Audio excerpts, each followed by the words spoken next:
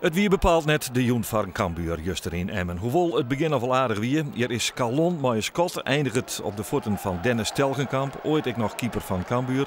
Nog een keer de voorzet van Calon. Komt bij Mathieu.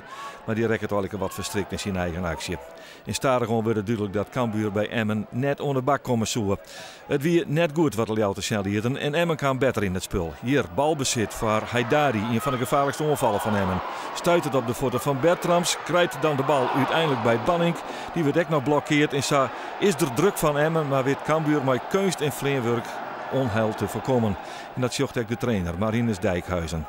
Maar de onval wordt wel bij opzet onder de rechterkant. Daar komt de onval via Haidari. Die sjucht dat Cas Peters uit de reg rent van Robert Schilder. En die mikt hem in de kwarte hoeken. Nou, dat meent je eigenlijk als keeper toch wel hebben zo'n bal. Maar het is wel een doelpunt in de 30e minuut. Hier het stekbaltje van Haidari.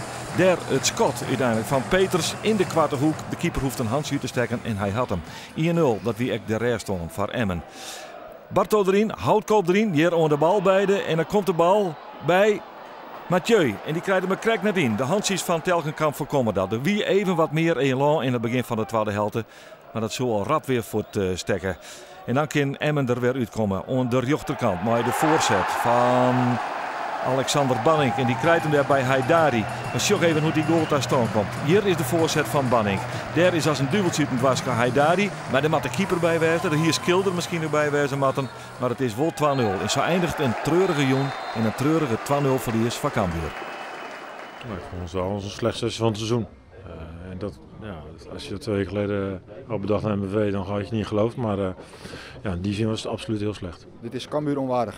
Ja. Dat is gewoon een hele matige wedstrijd. Ja, dat is wat het was. Dan, ja, er waren 6, 7, 8 man misschien wel slordig aan de bal. Ja, dan kan je een tactiek bedenken, maar dat was wel schrikbarend. Niet in één keer helemaal verslag raken. Wel kritisch blijven naar elkaar, maar niet helemaal verslag raken. Want wat ik zei 2 weken geleden was het nog heel aardig.